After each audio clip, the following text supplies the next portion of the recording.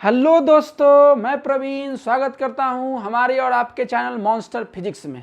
दोस्तों, हम लोग पढ़ रहे थे करंट इलेक्ट्रिसिटी में फर्स्ट वीडियो में हमने यह बात किया था कि करंट को कैसे डिफाइन कर सकते हैं, करंट का फार्मूला क्या होता है, करंट का यूनिट क्या होता है, ये सब चीज़ हम लोग देख चुके थे। यानी एक प्रकार से जो इंट्रोडक्टरी लेक्चर था वो आपको देखना जरूरी था। यदि आपने नहीं देखे होंगे तो कृपया करके उसको देख लें, है ना, जो इस वीडियो के डिस्क्रिप्शन में लिंक दिया हुआ है ना, आप देख सकते हैं। अगर आप देख करके आइएगा तो ये वीडियो आपको और अच्छे से समझ में आएगा। चलिए तो आगे बढ़ते हैं। आज हम लोग बात करेंगे, यानी आज का जो एम है वह यह है कि करंट जो होगा वह स्केलर होगा, यानी स्केलर क्वांटिटी होगा या वेक्टर क्वांटिटी होगा। यही हमारा एम है। दोनों में से कैसे चूज करेंगे कि स्केलर होगा या वेक्टर। देखिए, इसको तो आसानी से बोला जा सकता है कि स्केलर है या वेक्टर क्वांटिटी है, लेकिन हम उसको प्रॉपर वे में यानी आपको डिफाइन करके बताएंगे कि स्केलर क्यों बोलेंगे, वेक्टर क्यों बोलेंगे, दोनों में से क्या बोलेंगे, ये इंपॉर्टेंट है। तो चलिए इसको थोड़ा सा आगे बढ़ते हैं। देखिए, सबसे पहले दोस्तों हम जानेंगे कि फिजिकल क्वांटिटी क्या होता है। फिजिकल क्वांटिटी या सिंपली इसको क्वांटिटी भी कहें तो आपको समझना है कि फिजिकल क्वांटिटी। तो देखिए, फिजिकल क्वांटिटी का मतलब होता है वैसे क्वांटिटी जो मेजर किया जा सकता है, जिसको हम माप सकते हैं, जिसका कुछ ना कुछ स्केल हो, है ना, उस स्केल पर मेजर कर सकते हैं, वैसे चीज को हम लोग बोलते हैं फिजिकल क्वांटिटी। क्लियर।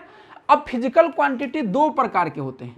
एक होता है स्केलर क्वांटिटी, है ना, एक होगा स्केलर क्वांटिटी और दूसरा होगा वेक्टर क्वांटिटी। स्केलर क्वांटिटी और दूसरा होगा वेक्टर क्वांटिटी। दोनों को हम पहले डिफिनीशन समझेंगे, इसका मतलब क्या होता है, उसके बाद लास्ट में आएंगे कि करंट स्केलर है या वेक्टर है। क्लियर। तो प्रॉपर वे में पहले समझते हैं कि ये स्केलर क्वांटिटी क्या होता है। तो देखिए, स्केलर क्वांटिटी का मतलब होता है कि वैसा क्वांटिटी जिसके पास सिर्फ मैग्नीट्यूड हो, जिसके पास क्या हो, सिर्फ मैग्नीट्यूड हो, वैसे क्वांटिटी को स्केलर क्वांटिटी कहा गया है।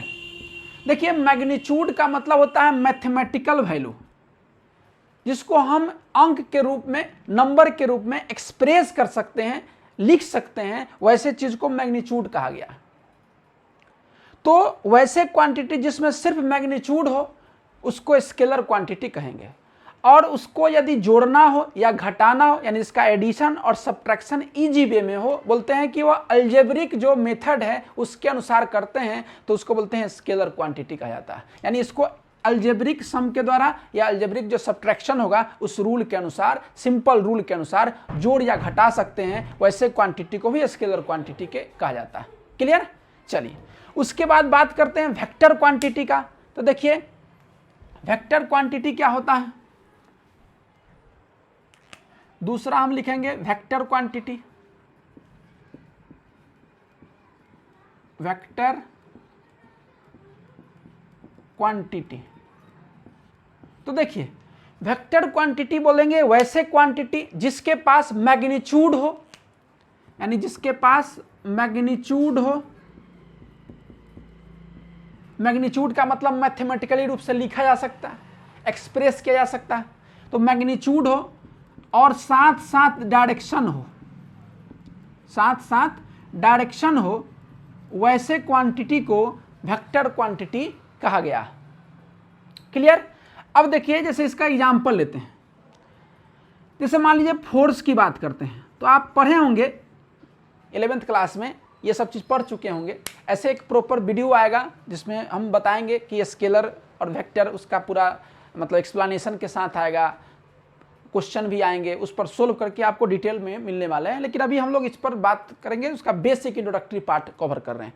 तो उसमें हमने यह देख रहे हैं कि वेक्टर क्वांटिटी क्या होता है। तो वेक्टर क्वांटिटी बोलेंगे वैसे क्वांटिटी जिसमें मैग्नीट्यूड हो और डायरेक्शन हो।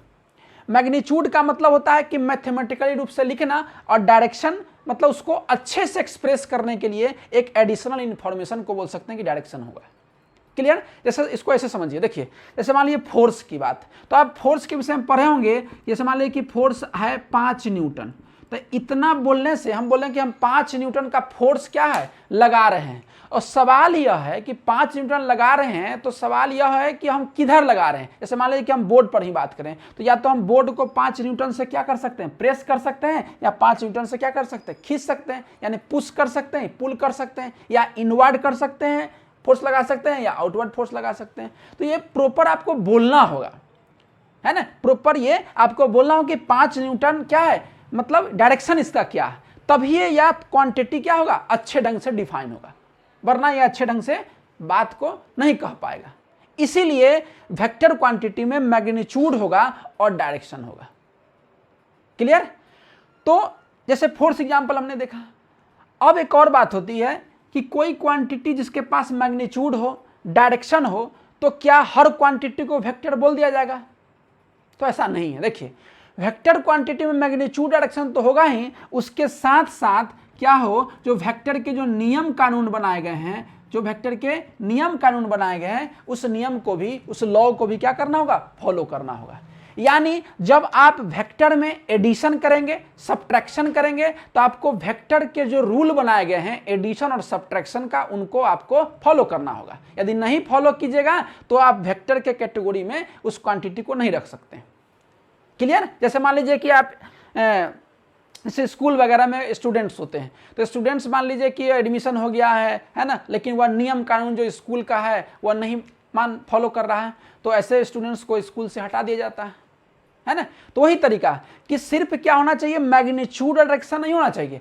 वेक्टर है तो उसको जो लॉ है उस लॉ को भी फॉलो करना होगा। यानी जब जोड़ना होगा या घटाना होगा तो आपको क्या होगा, जो लॉ प्रॉपर बनाया गया है, ट्रायंगल रूल, पैरेललोग्राम रूल, है ना, ये नियम को भी क्या करना होगा, मानना होगा। क्लियर? जैसे मान लीजिए जाए कि हमारे पास 2 वेक्टर है। जैसे मान लीजिए फोर्स की बात करते हैं, तो मान लीजिए ये फोर्स F1 जो है वह 3 न्यूटन का फोर्स है, और मान लीजिए यह F2 जो है वह 4 न्यूटन का फोर्स है, और दोनों के बीच का एंगल 60 डिग्री है। तो हम यदि आपसे यह कहें कि बताइए कि इस पर रिजल्टेंट फोर्स कितना होगा, तो आपको सिंपली यह नहीं करना होगा कि जो F नेट होगा, यानी रिजल्टेंट जो फोर्स होगा वह क्या होगा, 3 + 4 जो होगा वह ऐसे नहीं कर देना होगा। क्लियर?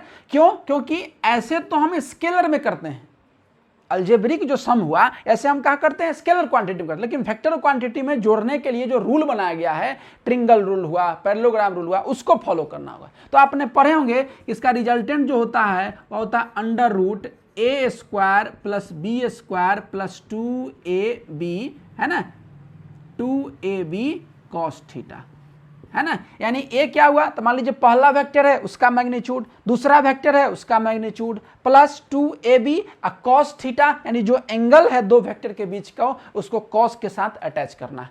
यानी कहने का मतलब है कि जोड़ने में यह खास बात आपको ध्यान रखना होगा कि दोनों वेक्टर के बीच का एंगल क्या है। क्लियर?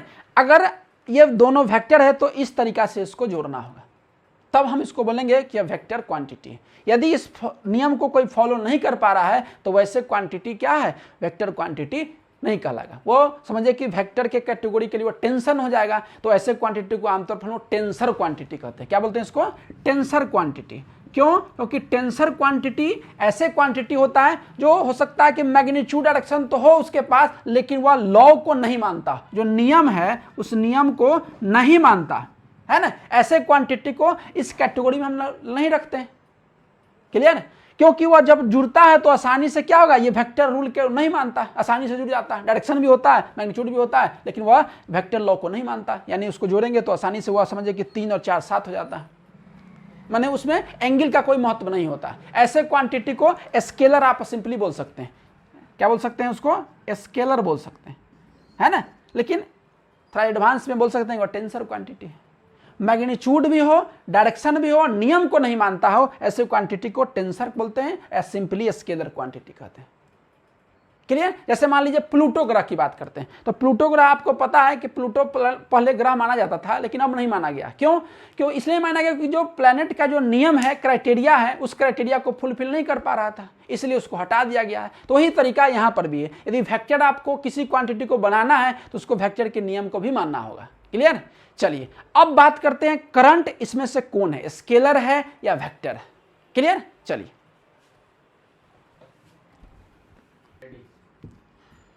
तो चलिए अब करंट के विषय में जानकारी लेते हैं कि स्केलर है या वेक्टर है। तो देखिए इसको एग्जाम्पल से समझिए और इसको प्रैक्टिकल लाइफ से जोड़ करके समझिएगा तो आपको समझिए कि अच्छा से समझ में आएगा। क्लियर? देखिए जैसे मान लिया जाए कि ये हमारा पोल हुआ है ना, यानी ये पोल हुआ और ये आपका घर हुआ, और घर से हम क्या कर सकते हैं कि लाइट लेते हैं, यानी कि करंट आता है।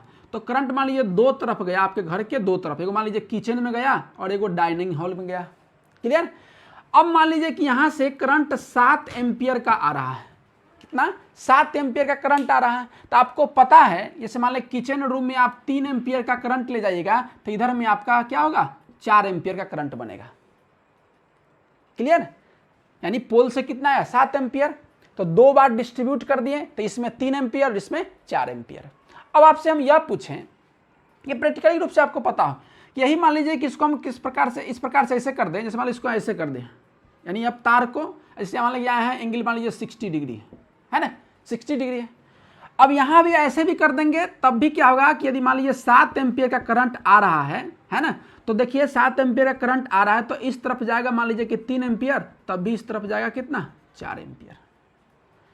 कहने का मतलब है, ध्यान से सुनिए, देखिए यह भी एक प्रकार का वेक्टर है, चूंकि देखिए यहाँ पर करंट इस तरफ जा रहा है यानी डायरेक्शन है, मैग्नीट्यूड भी है। जैसे मान लीजिए कि हम बोलेंगे कि आई कितना है, तो 3 एम्पियर का करंट है। अब डायरेक्शन कितना है, देखिए डायरेक्शन यहाँ से इधर इस तरफ है, इसका डायरेक्शन है 4 एम्पियर।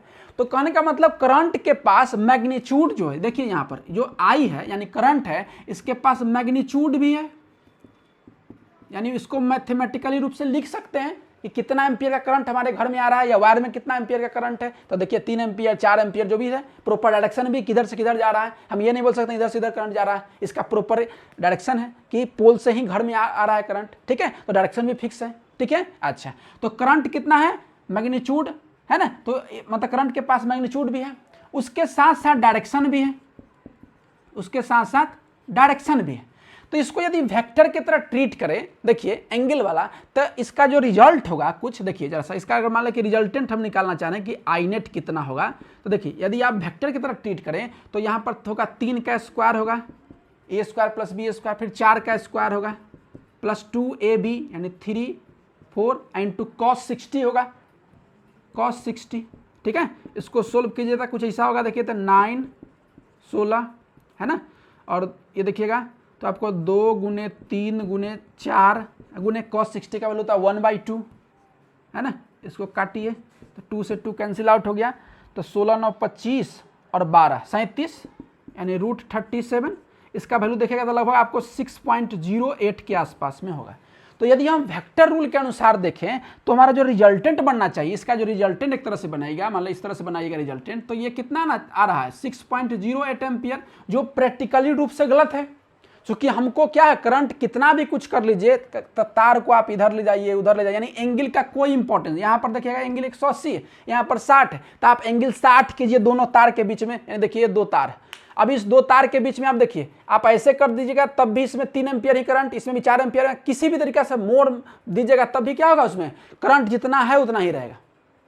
यानी प्रैक्टिकली रूप से ऐसा देखा गया है कि वेक्टर नियम को करंट क्या है, नहीं माना। अगर वेक्टर नियम करंट मानता तो इसमें एम्पियर कितना रहता है, देखो करंट घट सकता था, यानी तार को हम जैसे देखिए अब डाइनिंग हॉल में कोई ले गया करंट तार और इसको इधर उधर कर दिया तो देखेंगे करंट इसमें घट गया था, ऐसा नहीं ना होता है ना, क्योंकि जो हमारा करंट है वह वेक्टर नियम को नहीं मानता। मैग्नीट्यूड तो होता है, डायरेक्शन भी होता है, लेकिन वेक्टर नियम को नहीं मानता। यदि मानता तो करंट घट बढ़ सकता था।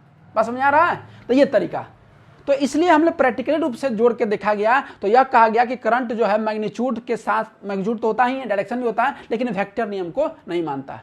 ऐसे क्वांटिटी को टेंसर क्वांटिटी कहा गया। तो हम बोल सकते हैं कि करंट हमारा क्या है, एक टेंसर क्वांटिटी है। कैसा क्वांटिटी है, टेंसर क्वांटिटी है। और इसको सिंपली कह सकते हैं कि यह कौन सा क्वांटिटी है, स्केलर भी है ना। तो यदि एग्जाम वगैरह में आ जाता है कि करंट कौन सा क्वांटिटी है, तो उसमें यदि ऑप्शन टेंसर है तो टेंसर मार सकते हैं, नहीं है तो स्केलर कर सकते हैं। क्योंकि इसको आप क्या कर सकते हैं, आसानी से जोड़ना है। देखिए यहाँ पर देखिए 3 और 4, यानी आपका देखो इनपुट है कितना 3 और आउटपुट कितना है 3 + 4, यानी इनपुट कितना है, देखिए इनपुट कितना है तो 7 एम्पियर है ना, आउटपुट कितना है तो 2 जगह डिस्ट्रीब्यूट हो रहा है, देखिए 2 जगह डिस्ट्रीब्यूट हो रहा है, एक बार इस तरफ जा रहा है यानी किचन में, दूसरा डाइनिंग में, तो जोड़ दीजिएगा 3 + 4 7। यानी कहने का मतलब है कि जितना करंट आ रहा है उतना ही डिस्ट्रीब्यूट होगा। यह प्रैक्टिकली रूप से देखा गया है, एक्सपेरिमेंटली यह वेरीफाइड है, ट्रू है। लेकिन यह ट्रिंगल रूल को नहीं मानता, इसलिए इस क्वांटिटी को टेंसर क्वांटिटी कहा गया। उम्मीद है आपको यह वीडियो पसंद आया होगा, समझ में आया होगा, है ना, आपके जो कंसेप्ट है उसमें इन्हांस हुआ होगा। क्लियर, समझ में आया? यदि अच्छा लगा हो तो कृपया इस वीडियो को क्या करें, लाइक करें, सब्सक्राइब करें, है ना, और बेल आइकन को जरूर दबाएं। चलिए, थैंक यू।